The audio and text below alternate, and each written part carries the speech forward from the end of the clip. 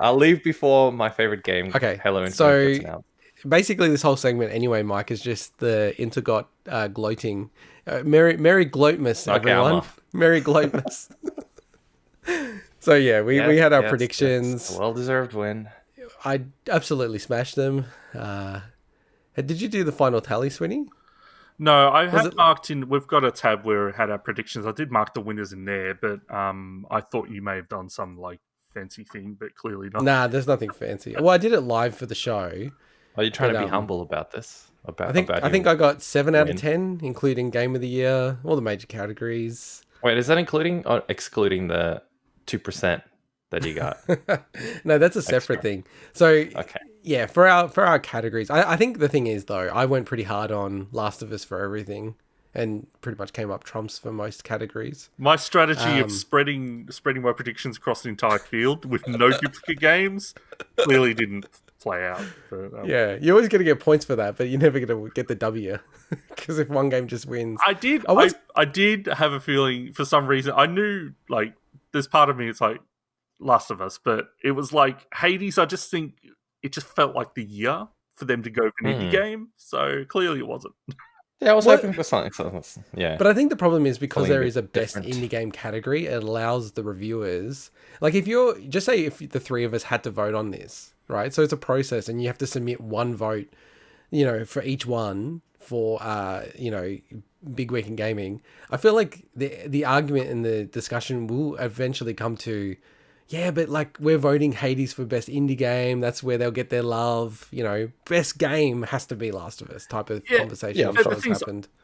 the Hades is probably one of the biggest indie games of recent memory. So I'm like, Oh, well, 100%. it just felt like if they were going to pull the trigger on that one, and that's why I went Fall Guys with best indie game because like, well, they're going to give a shout out to them because they were kind of that was that kind of moved the needle, if you know what I mean. So it was but clearly you were on the money. Integot, you got your chicken dinners. always go for the You got safe your bet. chicken dinners, and I got my winner chicken dinner. hope you choke on the bone.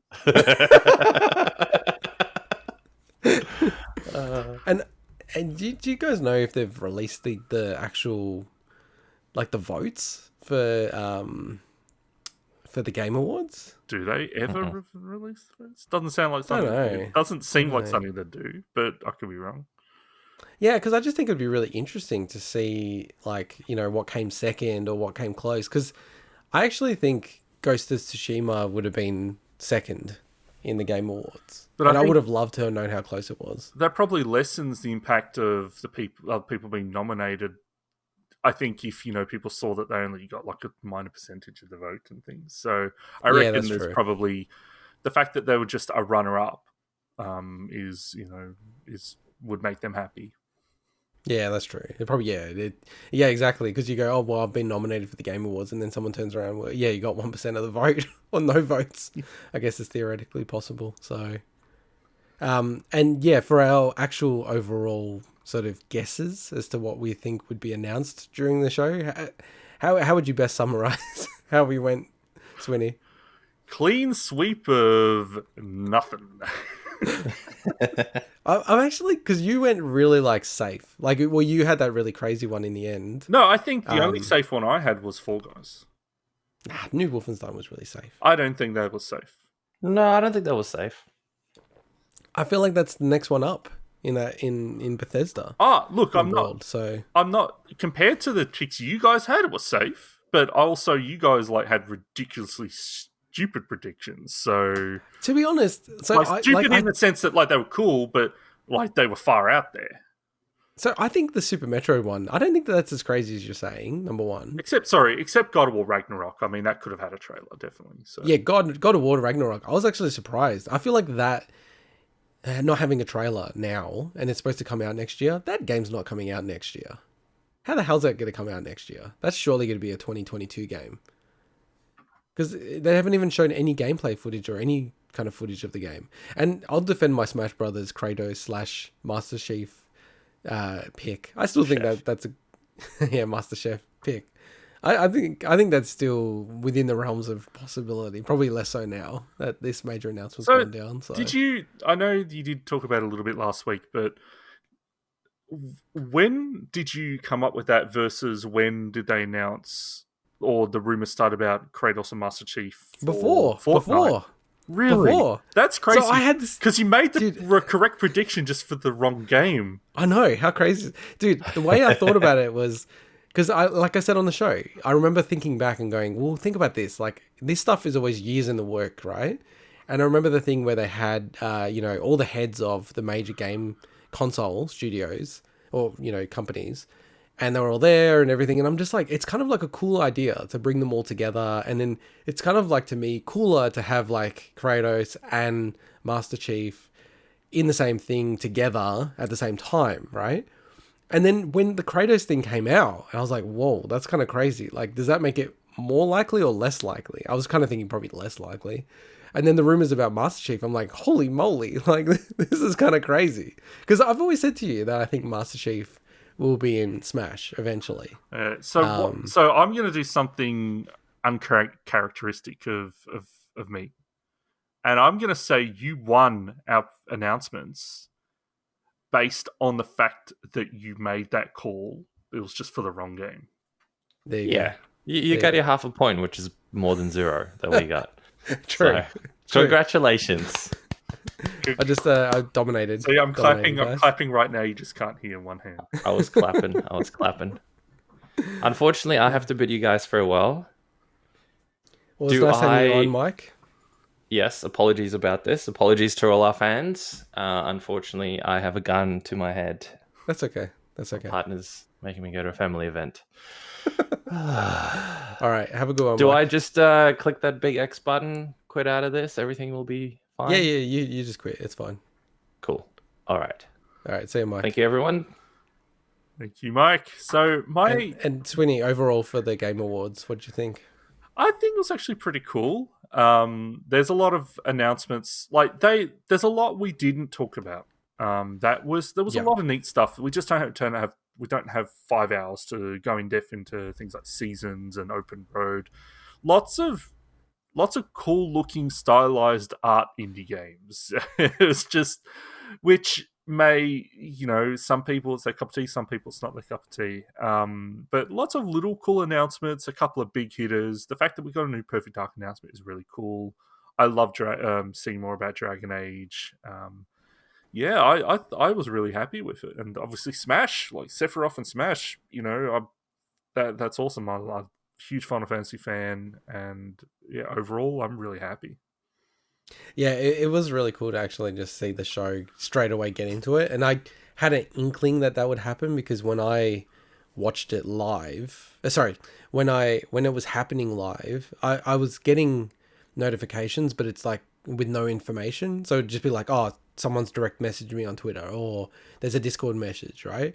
And it was just like based on the timing, and I knew it was starting at like I think 11. I was like, they must have gone really hard on Smash early to open the show, which kind of like makes sense, right? Like it's pretty logical given that they already pre-announced that they were going to do that. So, and I think that I don't like who could be added to the game. Master Chief would probably be the number one, right? That people would be blown away if they added Master Chief to Smash. Yeah. Oh, come on, we all know who I want. Who?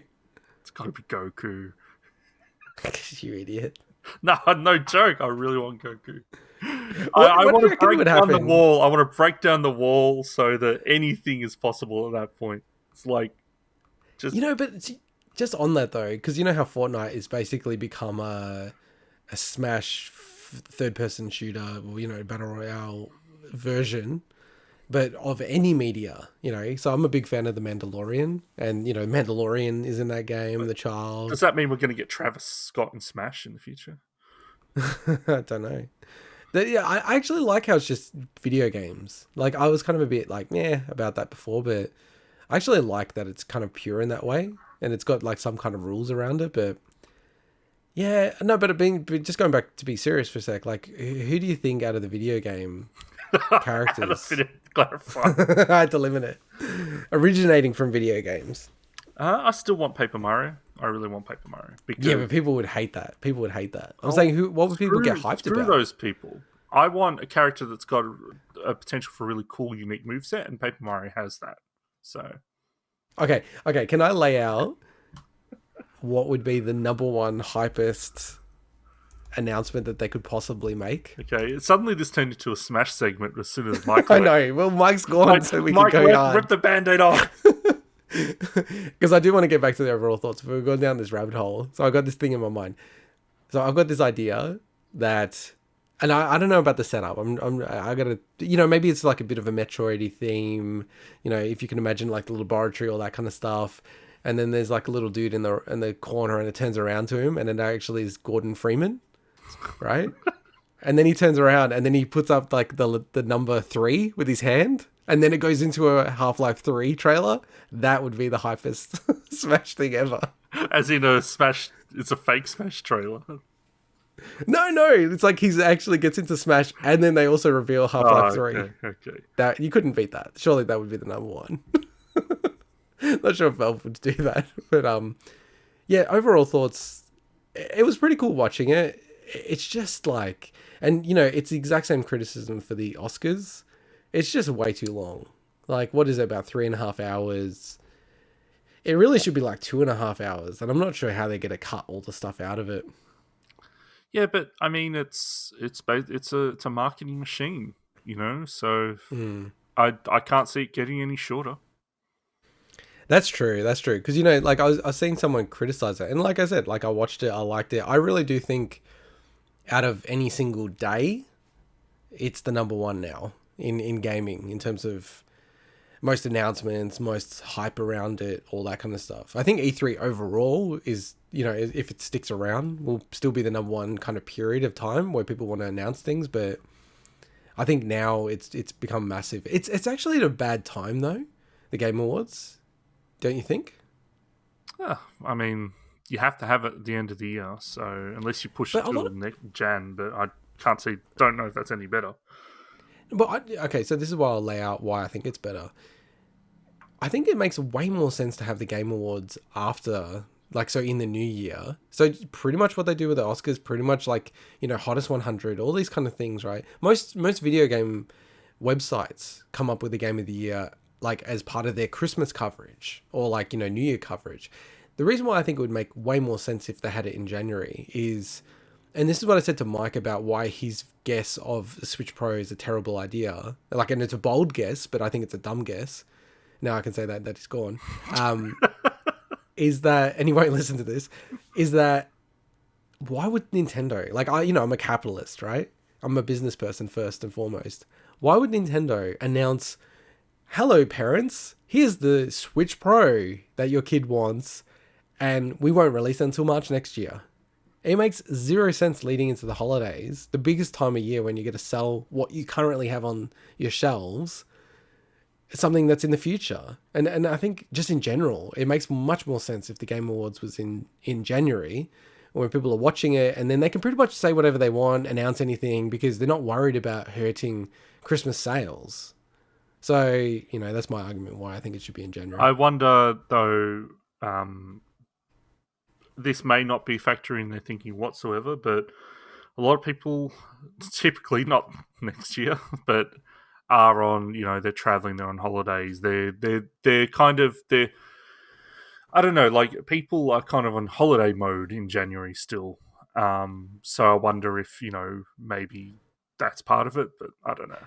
But not so much in America. So in America, they usually just take that Christmas period off, like a couple of weeks, and that's it. It's not like here, because it's winter for them. Okay, good point. In the Northern Hemisphere in general, so most people don't travel at that time. They usually travel in the summer, which is like the winter for us, obviously. So, I don't know. I just think it's a weird time. I think they do it because of the Spike TV days where it really started. I'd like if they moved it out to January. I feel like they could have used this as an excuse to move it out to January this year, but yeah, it's a cool thing. I really like it. It's too long, but I think you're 100% right. I looked at the viewer numbers, and it's bonkers how much it's increasing every year in terms of viewership.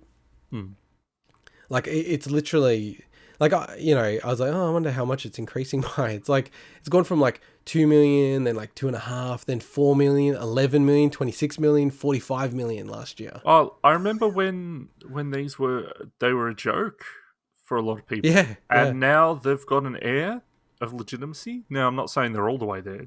Definitely not. Everyone still knows, and they outright admit that oh, we're gonna have some integrated marketing. It's like the fact that they even said that in the pre-show. It's like, man, that's inside baseball right there. But Yeah, I thought that um, was funny as well. but it's yeah, like it's what people have wanted for a while. Everyone thought like awards, like there's other awards out there, and I can't remember. Oh, what is it, Dice and things like that do have some credibility, but I think we'll see that the Game Awards in, let's say, 10 years' time, right? I know that's a while away, but we would have probably all forgotten about how it was started as a joke. So, Well, I don't know if you heard or maybe you didn't hear a bit. I pretty much said the exact same thing, like in the coverage, that I think right now it's already got the title of, the definitive award for gaming. And I think you're 100% right. I think in 10 years' time, it's not even going to be a debate. Like, unless they lose their minds and do something really stupid, yeah, I just absolutely do not see a possibility where they won't be like the number one, sort of like just, by popular press. They'll just, things like, for us locally, The Age, Sydney Morning Herald, I feel like I think they already cover it. Like, The Last of Us Part 2's being, declared the game of the year as if it's like a fact, as if like it's kind of like the Oscar. I really think it is the Oscar already, which, yeah.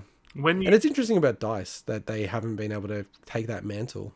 and when you combine it with what Keeley started this year with the Summer Games Fest, like Yeah. he's really building up a big catalog or a big, I guess, platform really to.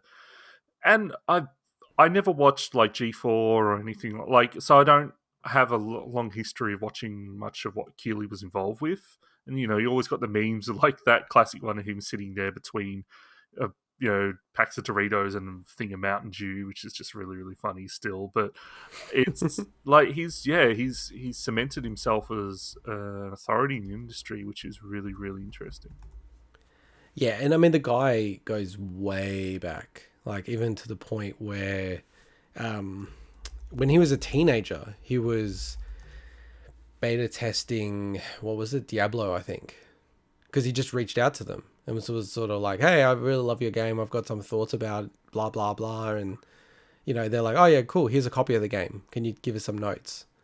So, he's been in the industry for like crazy amount of time, like 25 years. He's not a super old guy. So I think he's also leveraging a lot of those relationships to create something and create momentum behind the Game Awards. I didn't really like the whole Summer of Gaming stuff that he did. I didn't think that was executed as well, but I think that part of it was probably not his fault, but everyone was trying to do their version of E3 at that time. They sort of, nature abhors a vacuum, right? And because E3 pulled out and didn't have a digital version of it, everyone just went, oh, great, like I'll fill in and do that. That it's probably not going to be, but that as an episode title will be the most pretentious thing ever. Nature abhors a vacuum. No, I think Merry Gloatmas is surely like the best title. It's you're I've earned it. you're going to keep on gloating by using your executive authority to make the title something around that. I'm sure. No, I'm a benevolent dictator. And then let's speak about further gloating for me.